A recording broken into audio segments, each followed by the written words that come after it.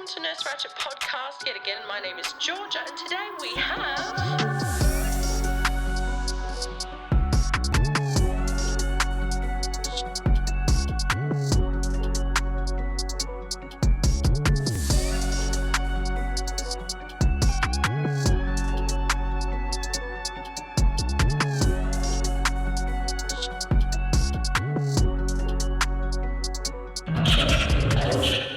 So, today's guest is someone who has spent his life operating in environments most people would never experience, where decisions aren't just high pressure, they're life or death. Damian Porter, also known as How Not to Die Guy, comes from a background in New Zealand Special Forces, especially within a counter-terrorism and hostage rescue unit. Correct me if I'm wrong in any of this, okay?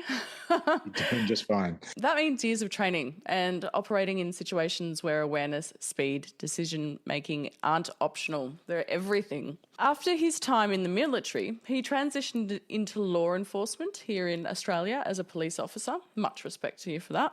Working on the front line of real-world danger. He's also served as a firefighter and has spent decades in the health and fitness space, which is so iconic. So his understanding of the human body's stress and performance goes far beyond just theory, and I can relate to that last part, but not the rest of it. Across all of that, there's a common thread, exposure to what actually happens when things go wrong, and now that's exactly what you teach. Throughout his platform, How Not to Die, I love the name, by the way, Damian has taken everything he's learned from Special Forces, policing and emergency response and stripped it down into practical real-world skills that everyday people can actually use. Not martial arts, not theory, just something that takes years to learn. So without further ado, can I introduce Damian? How are you? Thank you, Georgia. I'm well. That was an amazing intro. Gosh. Thank you very much. Yeah, that's the best intro I've ever had. Okay. Well, thank you, AI. You know, I like to keep it easy around here. I don't make things complicated for myself. No, well done. Gosh. And when you were saying that, it reminded me of why I started How Not to Die Guy. And I was interviewed on a show the other day in the USA, and he asked me sort of how it started, and I didn't give the correct answer. The original reason I started How Not to Die Guy was my partner at the time. She realised that the things I do that are absolutely normal to me, other people don't even consider. Okay. It's like up here, they won't think to lock the door of their car.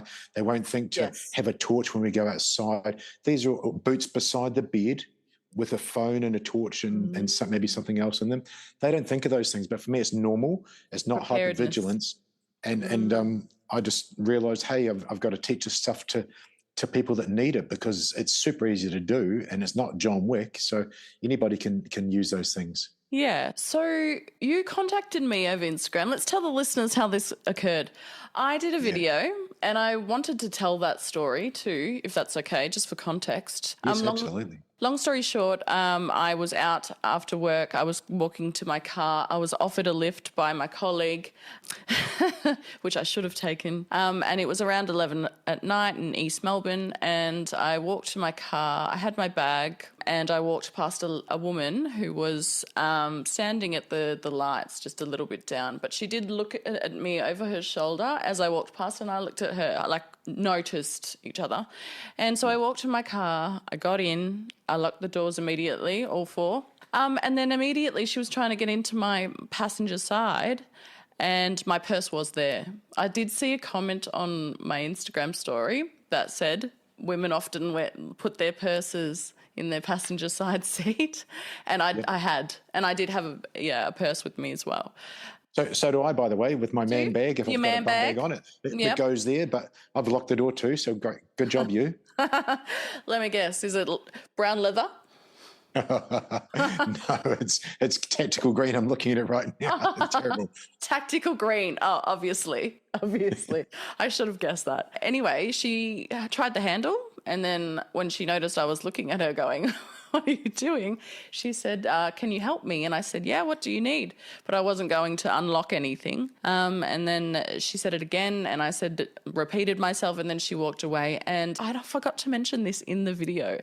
As they walked away, she met someone, and it was a man, and they walked around the corner. And I was just so shocked and freaked out because that's never happened to me in Melbourne. And I did say I've always thought that it was a pretty relatively, on the scale of dangerous cities in the world, a safe city, but my comment section said otherwise. And you popped into my Instagram DMs and suggested we jump on for a chat. And here we are. It's a great way to connect. And it's I interviewed, actually, she was an Australian woman who's a physio based in the States now. It's the good side of social media, I think. You know, our ability to connect across cities, across one of the biggest countries in the world. I'm from Perth, you're from Melbourne, and we get to help other people. Yeah, that's right. I'm excited about it. You're my first guest who is not my family or my friend. So, but we could be friends after. I was quite stunned by that. Can I just, on your experience, and when I teach people in person, which I don't so much anymore, most of it's online with a lot of the lessons and classes, the first thing I say to you is, well done, Georgia. You are safe. Thank you very much. And, yeah, you're safe and you won. And those two things are facts. You didn't get hurt and you won because you didn't get robbed or hurt or worse. However, we can clearly see there may be things that you could do differently next time that would make you even less of a target or even handle the situation better. So the first thing is great job. Thank you so much. And I was very happy with myself. But I also immediately thought of all the times that I didn't lock the door. And I was like, what if it was that time? So you teach self-defense, yes? I do. I've been teaching unarmed combat and self-defense for 26 years now, based on the things we learned in the military, which is, we're not very smart people in the military. We don't have a lot of time to train, and we have to go and do really hard things under high pressure, like you said. So it can't be fancy. And in fact, even the Special Forces, our unarmed combat course is about 5 or 6 days long. And do you know what? Women exactly like you, a nurse, her name was Nancy Wake.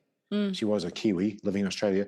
In World War II, she had 6 45-minute lessons before she went behind enemy lines in France and killed Nazis with her bare hands. Wow, that's amazing. Something to live up to. So you teach people how not to die, which is iconic. Very necessary. And I feel given the abundance of case subjects for this podcast, my audience is going to love this. So from your experience in the military to police to what you do now, you've seen what actually happens when things go wrong and unique ways people get themselves in trouble. Could you, describe some of those ways for us? Yeah, sure. One is the exact one you had. That person that you had at your door, if she opened the door, you're going to meet her and her friend that you didn't know about. Yes. And then when it didn't work with her plan, because bad guys, and she was a girl, it doesn't matter, we'll call them bad guys, they don't want trouble and they don't want to get in trouble. They don't often plan for much. They're not too smart either, like our soldiers. She said, "Oh, can you help me?" And she had no other file in her brain. No, she had nothing apart from repeating herself. But you also had a bit of mirror neurons going on and a lot of high stress. So you wouldn't have a thought process that was the same as when you were under high stress as a nurse. Yeah. And that comes through rehearsals. Yeah. But what I see often in that situation with a male is a guy will do a come on, have you got some money? Can I have a cigarette? What's the time? Whatever. But round the corner is 7 of his, and what I saw in place was Aboriginal young mates, and they come in and stove that guy in. I've seen it happen with females as well, and often those stranger ones tend to sexual assault. But it's rare that it's a stranger with females unless they're predatory. So I guess the question really is: are people as safe as they think they are? Great question, and that comes on from what you experienced, and I want to touch on Melbourne. I'm actually doing an Instagram reel about how to win against a machete. And where that started was in Byron Bay about 3 years ago. I don't know if you saw a video. It's quite a viral video.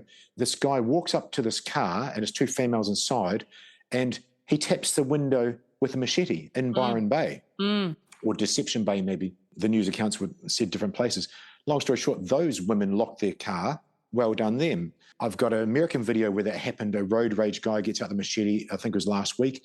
But there's another one where the guy actually opened the door and had a machete because the guy hadn't locked his door. You're talking about America, and in our brains, we think America's a big, bad place, and it's probably maybe safer than many others, but it doesn't matter where you are. You know, that Byron Bay to me is a fairly safe place. Been there, it's beautiful, nice people. Yeah, yep. And that happened.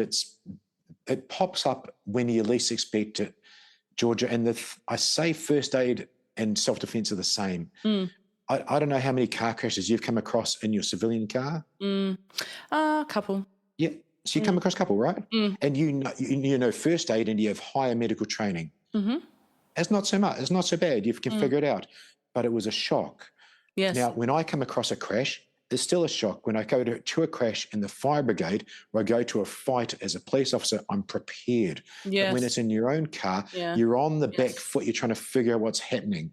So no matter how prepared you are, there's still a catch-up time. And that's where training or at least exposure, I mean, the people listening to this know to lock your car door. Do central locking thing that Georgia said. Yes, that's do a great that. Start.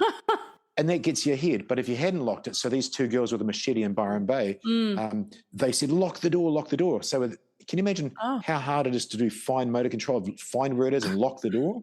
Yeah, I always think about the scenes in movies where you see them running from the murderer and they're just walking and they can't get into the door and they're like trying to undo.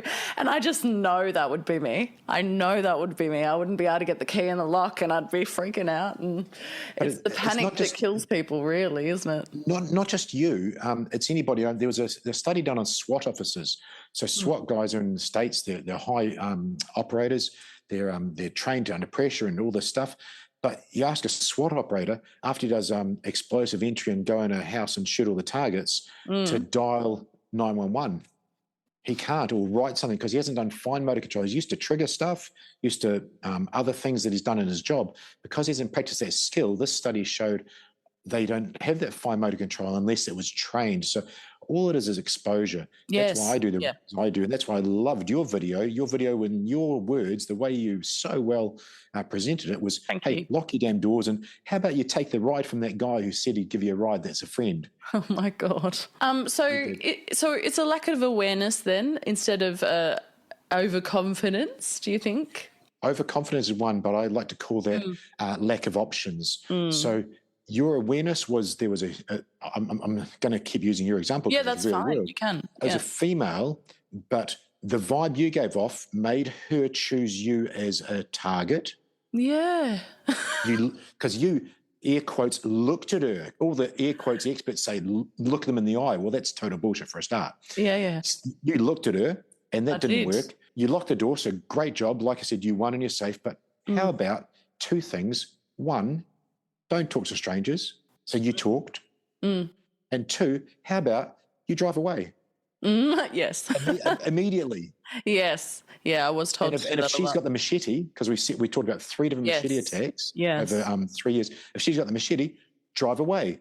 She might be in front of you. Yes.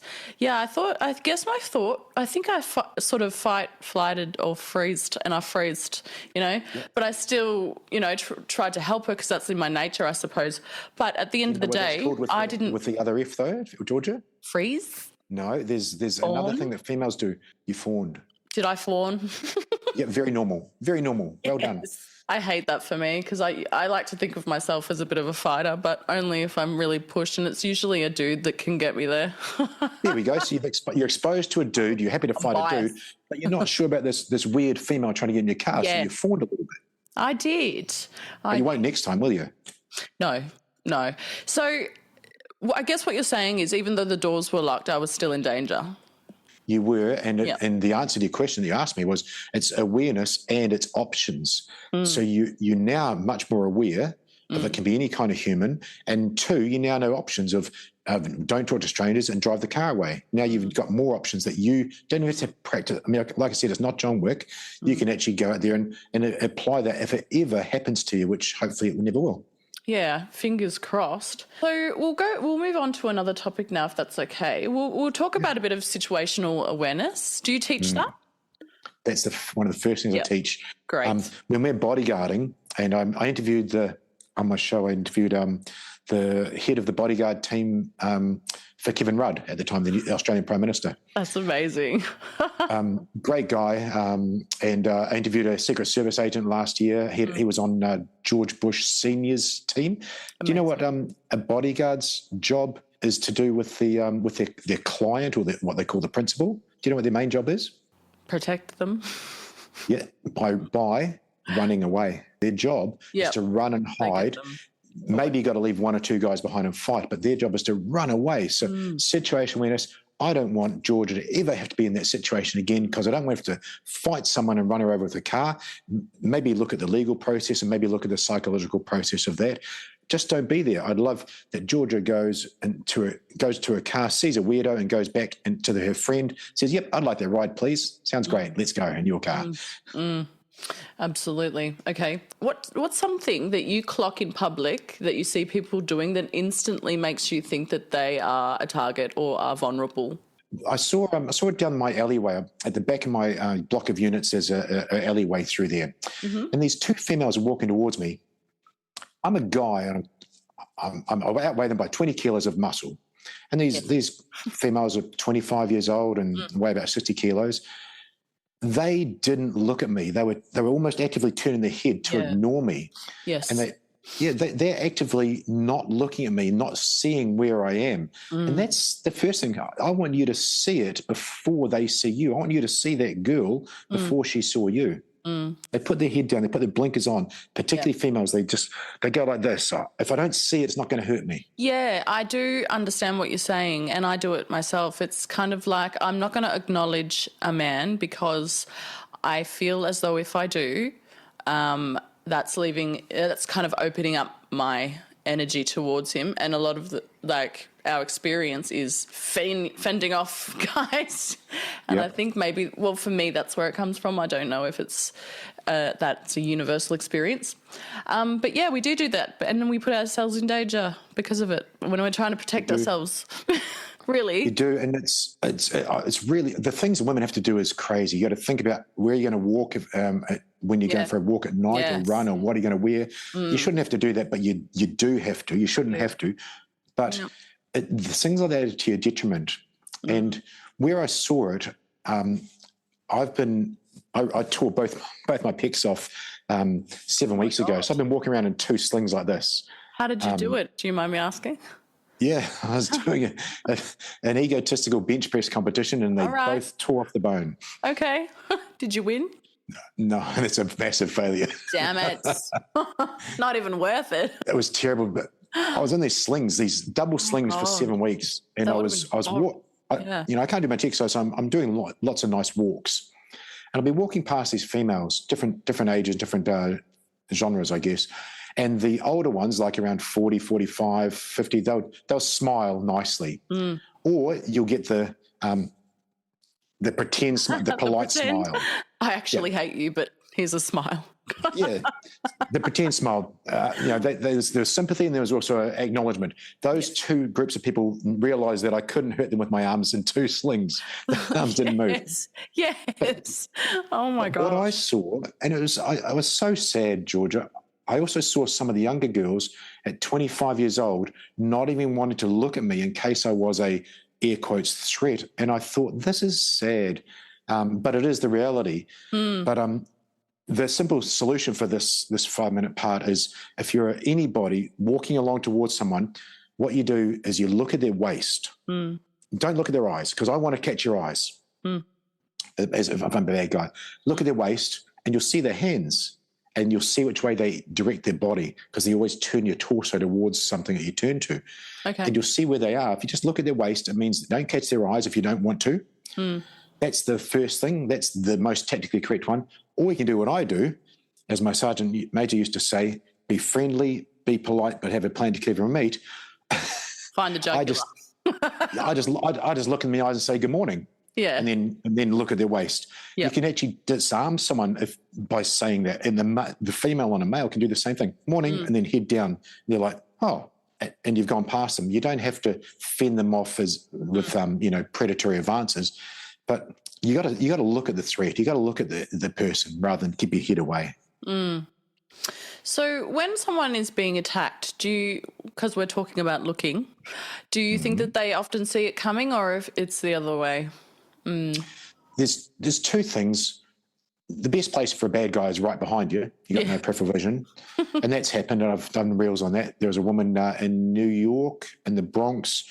A guy came up behind her with a belt at 3 a.m. in the morning, had a belt around her neck, yanked her down. She was unconscious, and he had his way with her for 4 minutes. Yeah. So majority of people, and I could even ask you the right question, when they've been in a situation that was violent, most of them say, I could feel something was off, but I didn't want to say anything. Something didn't seem right, but I didn't want to be impolite, particularly females. So often they ignore their own, as you said earlier, red flags. Yes, I was actually going to touch on that, your gut instinct. Do you think people are right? Do you think they should trust their gut? Absolutely. Females' gut instinct is better than males. Very good, yes. You evolved that way because that was what happened.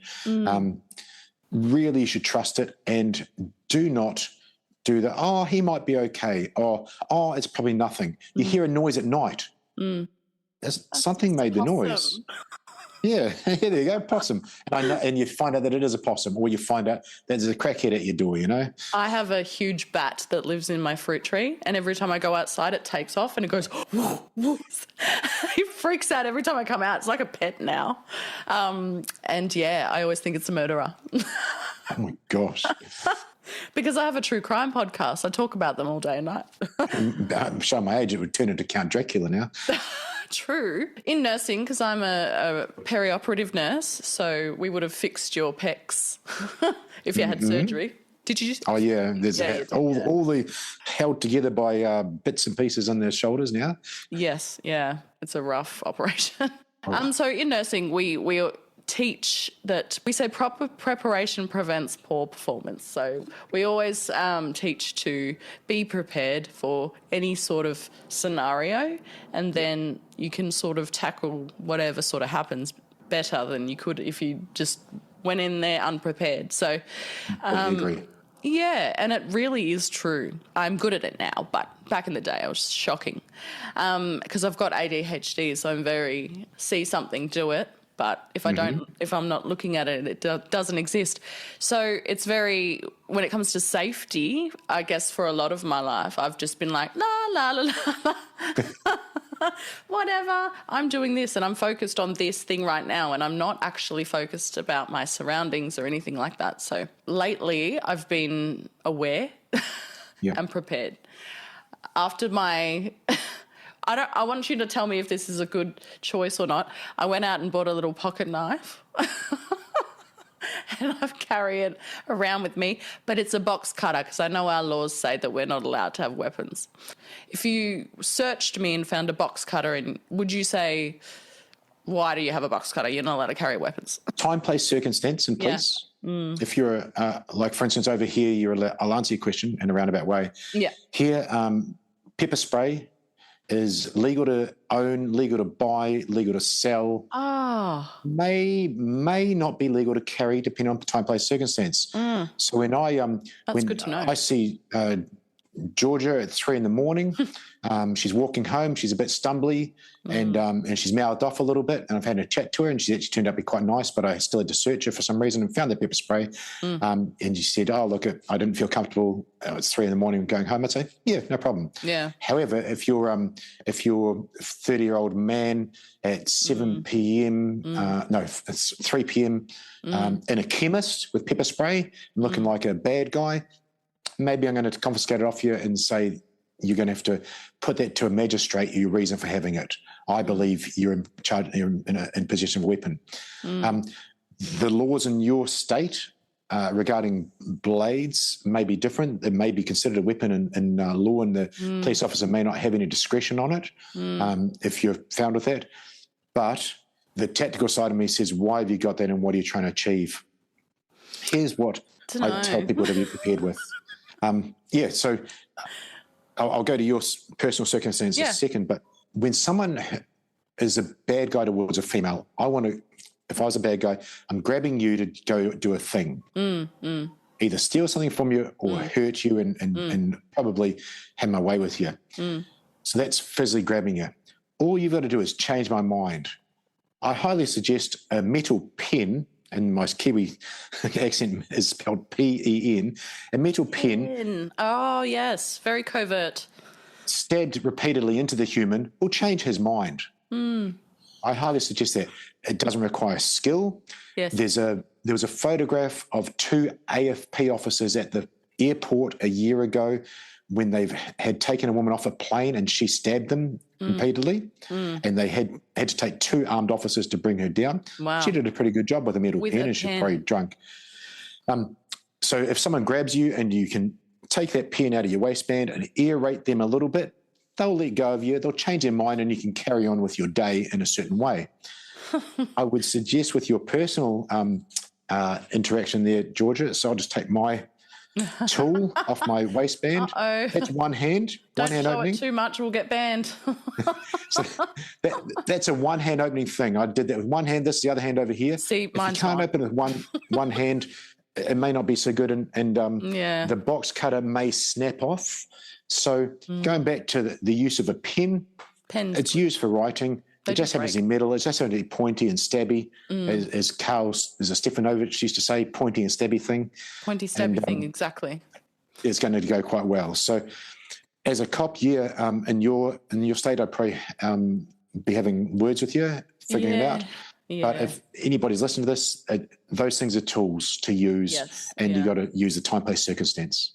Time, place, circumstance, yeah. That's very true for all things, really. Well, you've had so much tactical experience, and I was just wondering, like, do you ever switch off? Like, are you ever taking a break, or are you always aware and assessing the environment? I think the best analogy I can give is like you with nursing. You don't walk around diagnosing everybody, but you sure as hell take a look. If something doesn't look right, that person's got a sling on, that person's limping, or that person's coughing, that catches your spidey sense a little bit.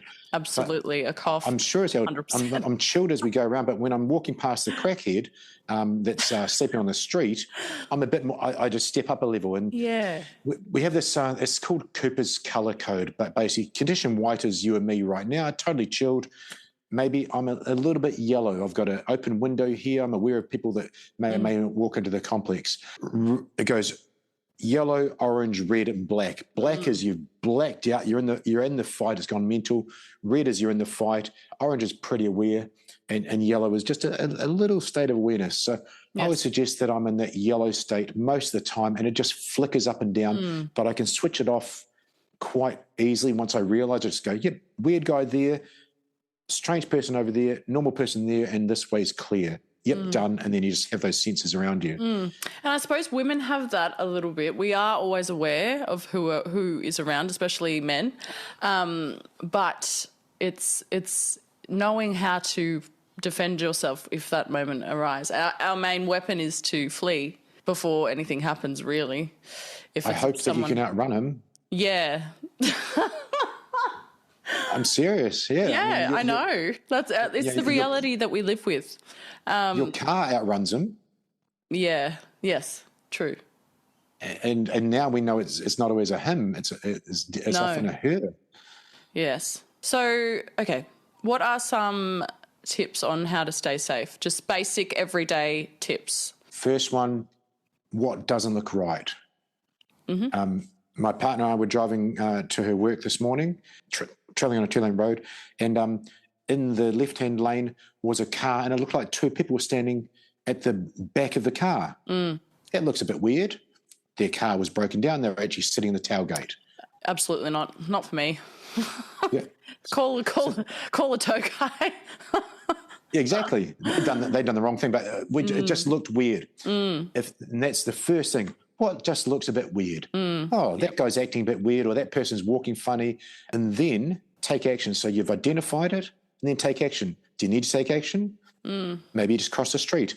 Maybe you turn around. But take some kind of action. If you stick your head in the sand and say, I just won't look at those people, that's not a good idea. Not a good idea. If you look at someone in the eye like, I'm not a threat, and those people are looking at you, they're good at this stuff. Yeah. They're good at the talking. They're good at identifying prey. They know if you're bullshitting them.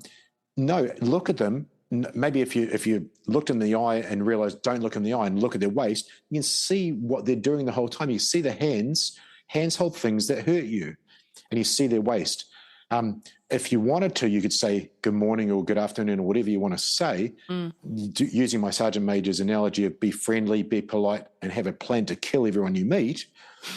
My suggestion as someone untrained is just shut your damn mouth and look at the waist, because your voice will crack. You won't know what to do. You haven't practiced it.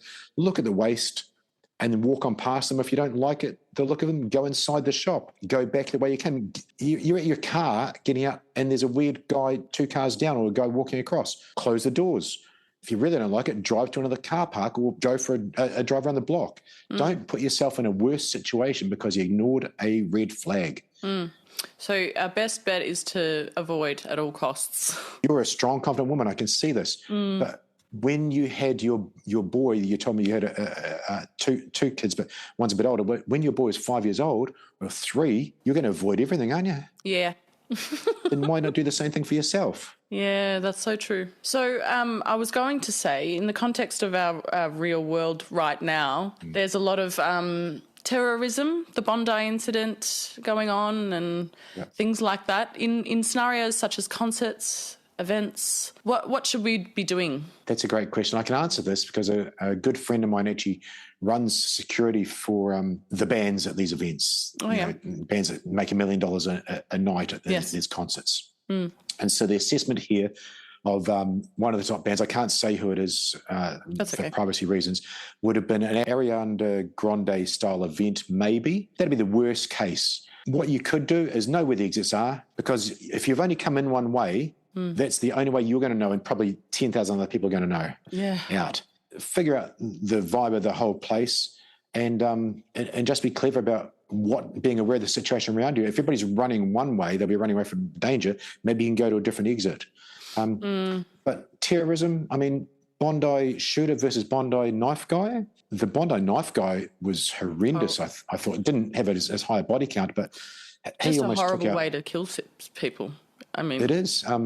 He was a perfect example of a bad guy didn't want to get in trouble, and one dad turned towards him, and he ran away. He avoided him. Yes, One guy picked up a bollard and he ran away. Those 2 guys as shooters, I mean, they got tackled twice. Yeah, there was no One by stopping the them, old really. couple. There's no stopping them. So you have to fight to the death for them. Yes, yeah. They were on a mission. Can I touch on that too? That's a perfect example of untrained person. So that hero that tackled the guy with the shotgun. Amazing. Well done him. Yeah. But when he stood up and he had the shotgun in his hand, the hero, he didn't know what else to do. Put it down against a tree. For me, that's a big baseball bat that you can just start practicing baseball on the guy. Yes. Yeah. I don't know if you know how to use guns, whoever it is out there, and I think it wasn't loaded, but you can start swinging it and stop the guy, because the guy actually ended up running upstairs and getting another weapon and starting shooting. For that one there, if you hear shots, you know it's going to happen. It can happen in your place. Look for cover. Cover is something that bullets can't go through. If Bondi knife guy's there, just go back into a store and get a chair. Go to a cafe. And a chair is a great thing, like a lion barrier tamer. between you and the knife. Yeah, but you got to see it and take action. Again, it comes down to that. Hopefully see it before it happens. You know, technically, if I was rolling up to that Bondi thing to go to the beach with my 10-year-old son, I'd just spin the car around 180 and drive away. Did see people warn others as they were driving past. There was someone on a motorbike who yelled out that they've got a gun, and that's when they started shooting, because everyone knows now, so we might as well start shooting. I loved what the old couple did when the guy originally got out. The old couple, they just took action, and that's what heroes do. They take action. It didn't work for them, but I would much rather go out like that, be in that position, go out blazing it, doing my best. Same, honestly. Yeah. And I guess you either think like that or you don't. You got it. Yeah. And I hope that people listen to this will now think like that, because I just try and put files in people's brains. Yeah. And there was a lot of heroes that day, a lot of people protecting others, a lady with a surfboard corralling people across the beach behind the surfboard. Yeah. I don't know if that would stop a bullet, but it was a nice thought. A car won't stop a bullet, Georgia. No, yeah. It'll go straight through all two doors and come out the other side and whack them. Oh, that's terrifying. So stay indoors, everyone, behind a brick wall. Don't go outside and don't do things that are fun around if you're going to hide behind a car, hide behind the engine block where the wheel is. Okay. Yeah. Good tip. Yeah. Moving on. If it's not too much trouble and if you feel like you want to, would you mind telling us about a situation in your career or personal life where things escalated and you had to act to save your own life or others? Yeah, sure. This will give a perfect example of turn towards a threat and take action. I remember being asked in a show a couple of weeks ago, how hard was it to transition from special forces into police? And with my hand, I was about to go here to here. I said, it's easy because I could step down really easily. Most people that only trained at a police level can't step up. So in one of my last days as a cop, I was in the office doing paperwork. I was in civilian clothes, jeans and shirt. And so was my partner. We were just doing literally a mountain load of paperwork on the desk. And this incident kicked off. It was a bomb threat at the ATO, the Australian Tax Office, Taxation Office. And everybody's getting called in from everywhere. And after about an hour, and they were calling out for people to block these roads and do this and do that, I said to Pepe, I said, bro, let's go and tool up, meaning go get our guns and get our stuff and get some radios and go and help them out. And all we did was stand on a road intersection and stop traffic, and that was it. Stop road traffic. You could still walk past. And it's all winding down. We're hearing we want to take this roadblock off and take this roadblock off. And the bad guy we'd been told was wearing grey tracksuit pants and carrying a shopping bag, and he had the bomb in his shopping bag.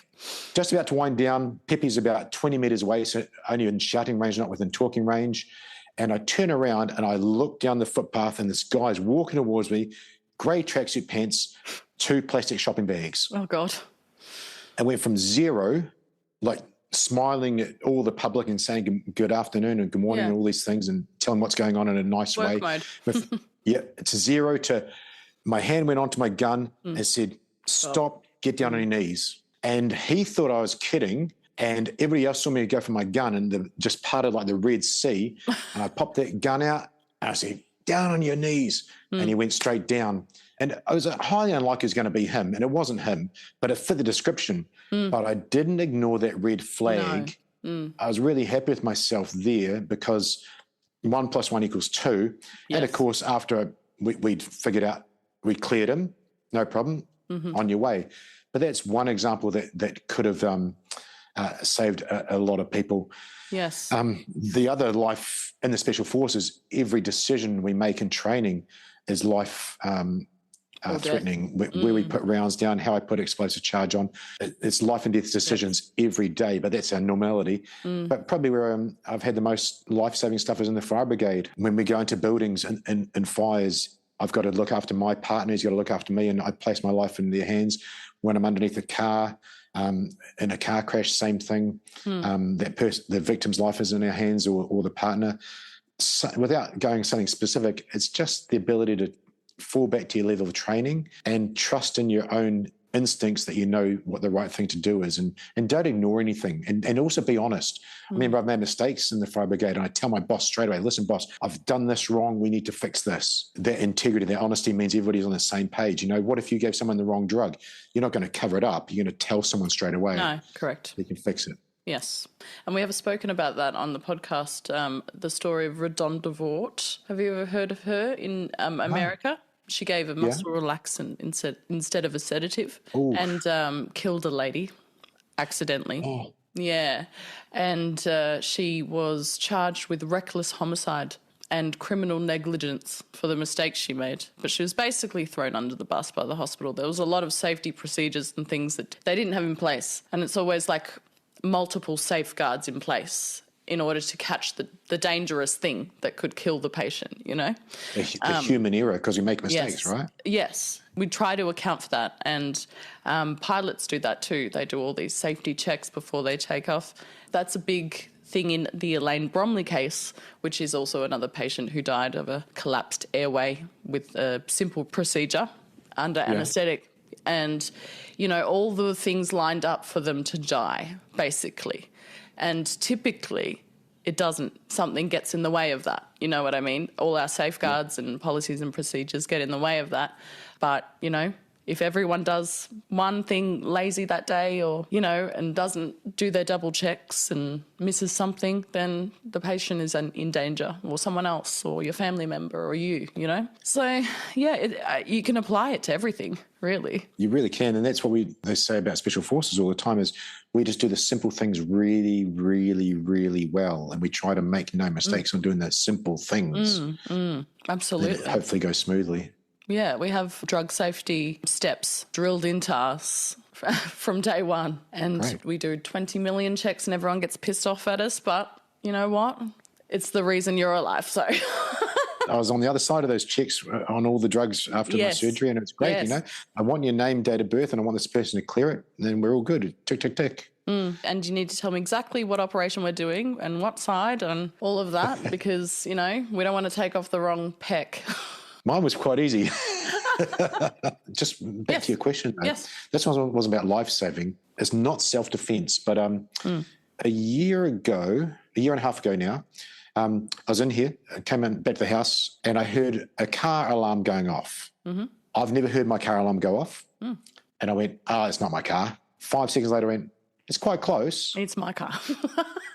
Probably not my car, but I'll go have a look. Oh, God. Halfway there, that's really close. That's where my car is, but it doesn't sound like my car. So you see the red flags. I ignored a little bit. I had a bit of cognitive dissonance. Got there and it was my car. On the driver's side at the back door, that window had been smashed in. Oh, no. Ironically, my first aid gear, I got a big trauma kit. It's a big backpack, big first aid thing on it.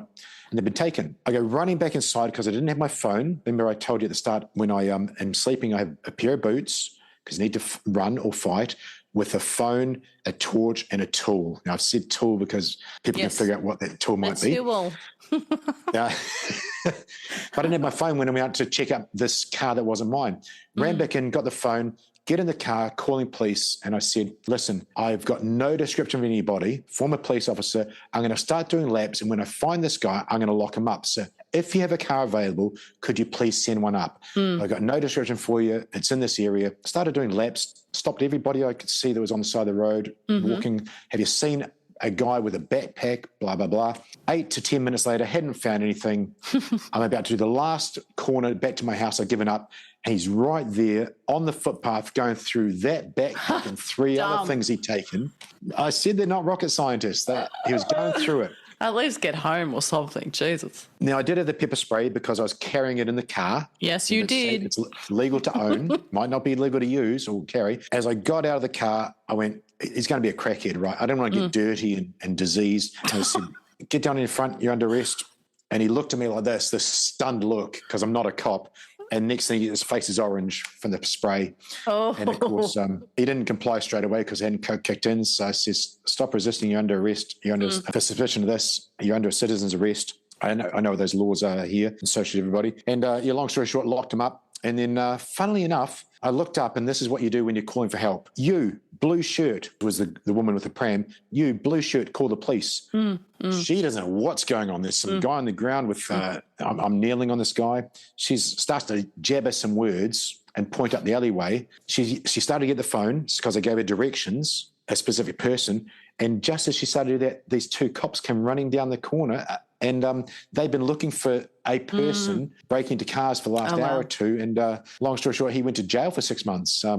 That was an interesting way for me to use some of my training experience above self-defense to go and sort something out. And that's probably the best I've ever done, more than police, to actually help the victim, which was me.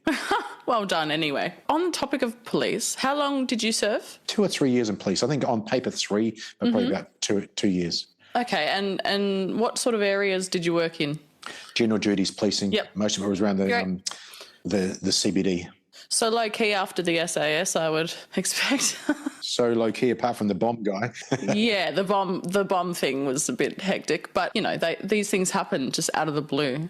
It's interesting that you say that you're trained to look for things, because I remember when they said that there was a spread of a virus, the healthcare workers were like, mask up, get your hand sanitizer, do all this. And we were just treated horrendously. It was a very traumatic time for us. But what I'm saying is that we knew to do the things before it became like such a huge thing for the rest of the world. So when people started saying it was a conspiracy and all of this stuff, you know, just put your shit in the sun. It's going to be fine. We're like, wow. Because I'm an anaesthetic nurse. They trained us up to work in the ICUs for the people that were tubed and face down with COVID. But it was mainly unfit people and very heavy people and very old people. So on that note, because you are so into fitness and well-being, would you say that it's important to be prepared in that you are physically fit to fight or run away? No. I mean, for 7 weeks I was in slings. I was still going to be able to take down bad guys if they hurt me or my boy. Yes. The 84-year-old husband that I trained with his 82-year-old wife when I was training our seniors, they are physically incapable of a lot of things. They should be chosen by the bad guys' victims. Yes. You go and mug me, the guy with 2 slings. I'm the ultimate victim, harmless, you know.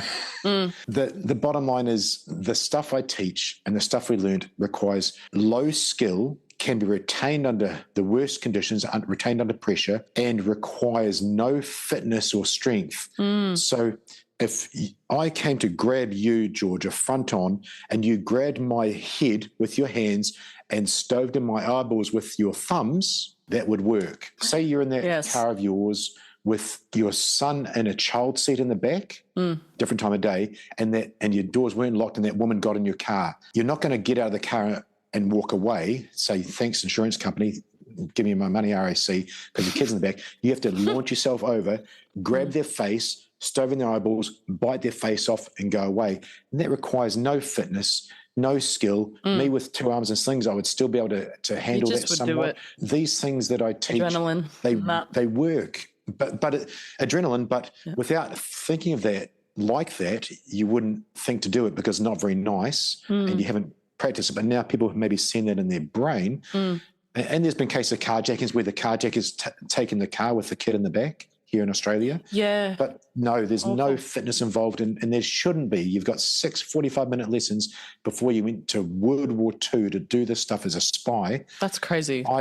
I need to teach you in a very short period of time how to protect yourself, how to protect your kids, and maybe other people as well. So keep it simple, stupid. Totally. Is that what they say? Find something that hurts when you press it and press it. So eyes, throat, knees, they're the only things. You can punch someone in the guts, you can knee them in the groin. That doesn't work. Step sideways on their knee, Carp. Yeah, exactly. Break that lower limb and it works. The lower leg, time. How do you clock a predator? Can you? They look weird.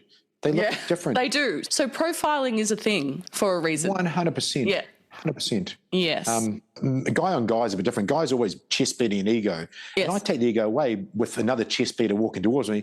I go, g'day, mate. I still am friendly, be polite and have a plan to kill everyone I meet. But I go, g'day, mate. Yeah, it doesn't mean g'day, mate. It just means to them, I know you're there. I've seen you. But no, they just look weird. A predator looks weird. You know, if a guy's following you, if you think a guy's following you, he probably is. So do something about it. If you think that guy's looking at you weird or acting strange, it's just what isn't normal. That's how you clock a predator. And I think from experience that is generally true. What terrifies me are the predators that are so normal, but they're like psychopaths. You know what I mean? Like serial killers and things like that, like Ted Bundy, who was like a law student or whatever. And, you know, just he would have been the guy in 2 slings, wouldn't he? Yes, exactly. He faked injuries and things and sought out sympathy, and he was very good looking as well. So, like, got the girls and then went and murdered them. And those are the things that sort of keep me up at night. But I like a person who's actively weird because I know who to avoid. You know what I mean? Don't talk to strangers. But the other side of this, and I've interviewed, actually a couple of them are coming out. One woman, Australian woman, sexually assaulted young and then older. Both of them were people she knew. It's much more common to be someone you know as a male and female sex crime. Be someone that you know, they groom you in some way and then it goes from here to here. Yes. And you know, I said that switching on thing as a special forces guy, you have to be able to communicate with someone and then suddenly they've gone past a boundary. You may need to stop them or, worst case, the eyes, throat, knees. You know, be prepared to kill everyone you meet. It's not very nice, but it's the reality. It is the reality. I really, really want the listeners and viewers to know that it's horrible that you're dancing with someone on the dance floor and then an hour later you're fighting for your life because they wanted more than you did. Yes. Do you teach de-escalation strategies or not? Just mainly getting out of a dangerous situation? I go worst to least. So if you come to me for an hour, I need to teach you how not to die. Yes, okay. So yes. It's worst case first. You learn CPR first, not just how to bandage a little wound. Yes. In first aid. So I want to go worst case first, because if you have to leave, if you get a call that your kid's sick at school within 30 minutes, I want you to have actually gone away with something that's going to make you stay alive. Help you the most. And then eventually we go to de-escalation, 1,000,000%. So, okay. Guys following you, turn around, F off, stop following me, I'm calling the police. That's a de-escalation of some kind. Yeah. That's a de-escalation? Well, compared to fighting them, yes. Compared to running like the horror story, the movies that you've seen, and you can't get into your house with the shaking hands, it will be a form of that. But you're not there to police them. You're not there to arrest them. You're not there to do control and restraint. You're there to live. So de-escalation, like you're thinking, no. I mean, I'm de-escalation thinking like a nurse. Because we get attacked a lot in hospital. And I trained a great New Zealand girl. Did you? She's a nurse, and she had to use one of these techniques against a guy. He went to grab some scissors, and she did one of our low threat things. She didn't do ice threat, she did a low threat maneuver, and fuck off, and that stopped him straight away. It changed his mind. So she turned aggressive. She turned full on aggressive, and that worked. And then she dropped that down. But yeah, when it shocks people. When it's self-defense, it's not about de-escalation, because you screwed up because you didn't see it first. Yes, yeah, you're right. But later on, I can teach you de-escalation skills when you've got those other skills to back it up. I've been punched by a patient. That was fun. But it wasn't intentional. We have patients that come out of anaesthesia and they get like particularly the young fit blokes, they get a post-op delirium. And they get aggressive because they don't know where they are, and they're coming out of a K-hole or whatever, and they just come up swinging. So I copped one in the chest, but I was all right. I mean, that's, like you said, is relatively accident. It didn't have any malice to it. But what gets me is helpers. You didn't sign up to nursing to get abused and physically assaulted. In prisons, the nurses in prisons, they didn't sign up for that. I've had women with glass to their throat and things. It's a shame, but the bottom line is still need to know how to handle that. Know when it goes from talking to self-defense. And that, now I remember at the police academy, that's where it was a failure to teach the police the difference between arresting someone or dealing with someone versus self-defense. And I've had police have to come to me to learn how to save their own lives, because they didn't know the distinction. They're like, I'm not allowed to grab him by the neck because I'll get fired. The guy's going to kill you because you're going to take your partner's gun. Right. So you need to grab him by the neck and pull him off your partner. Right. Yeah. There's a whole thing about excessive force these days. What do you think about it? Here in Western Australia, self-defense is not a right. It's a defence in court doing a harmful act to another human. I don't know what it is over east, but here it's not a right. It's a defence in court. So highly likely you could be charged if the police officer thinks so, and rightly so in law, because it's not justice, it's law. So here's how you break it down. In the circumstances you believe it to be, Georgia, it's reasonable to use that force. So you believe when that woman knocked on your window and said, my partner over there's got a machete, he's going to kill you. That's the circumstances. I'm changing the circumstances now. Yes. The circumstances you believe them to be, it's reasonable for you to drive away, and he was standing in front of your car swinging, and you just want to drive away and get past him. Yes. You think it's reasonable to use that level of force to overcome that level of force being used against you. So two people punching each other, it's not enough force to overcome it. You have to use reasonable force to overcome the force being used against you. The best way I can teach you how not to go to jail is this. You break that guy's leg, as you said. You break his tib or fib or his ankle. Or all of them. All of them. But you don't go and soccer kick him in the head, because he can't get up now. See, I would. You've stopped the bad guy. He can't chase you. If he's got a gun or you don't know that, though. You don't know if you've actually broken anything, especially if you're a girl. If he's having trouble getting up, like UFC guy that breaks his leg. Okay, all right. But if you go and soccer kick him in the head, that's for us against the enemy in war. You're probably going to go to jail. Wow. Yeah, it's crazy. But if he's the Bondi shooter and you smashing to pieces because you think he can go run it, and the circumstances you believe them to be, he's going to go get another gun. So it's reasonable to do that. There you go. That's some real world example of all self-defense, nuanced, isn't it? Yeah. Appropriate use of force. Yeah, that's very interesting. Thank you. So I'm going to do, in closing, some rapid fire questions, if that's okay. Sure. Okay, you ready? So they're quick. You just like one word answers or a couple, all right? So what's one mistake that can get you killed in seconds? Ignoring red flags. Ignoring red flags. Beautiful. Biggest myth about self-defense? Women can fight. It's true. I can't fight. Something movies get completely wrong about violence, I suppose. That women can bad fight. Guy needs the bad guy. You've got to disable the bad guy. You won't knock him out, and knocking him out can also put you in jail because he might die. Yeah, right. Yeah, true. Yeah, you're not hailed the hero. No, it's not a fight. You're there for self-defense, not a fight. Gotcha. Okay. Best way to stay safe on a night out? Stick with your friends. Take that lift from your friend. Mm-hmm. Gut instinct or logic? Gut instinct, because your brain, what you said is logic, will override instinct. Gut instinct every time. You're going to try and outthink it, and it always fails, and it snowballs that red flag. So gut instinct every time. Guns or knives? Ooh, if I was in America, I want a gun. But I've always got a tool on me. This one's saved people's lives, this has. Yeah, okay, good. So both. Depends where you are. How about time, place, circumstance? But always have a tool. Always have a tool. A tool. A pen. I've got one here. Nice. It's a soft tip one, though, unfortunately. A nice pointy stabby thing. It'd go in an eyeball. Anyway, before we go, I've just got one last closing question. So you've spent your entire life learning how people get hurt and how they survive. If someone listening takes one thing away from this, something that could genuinely keep them alive, what would it be?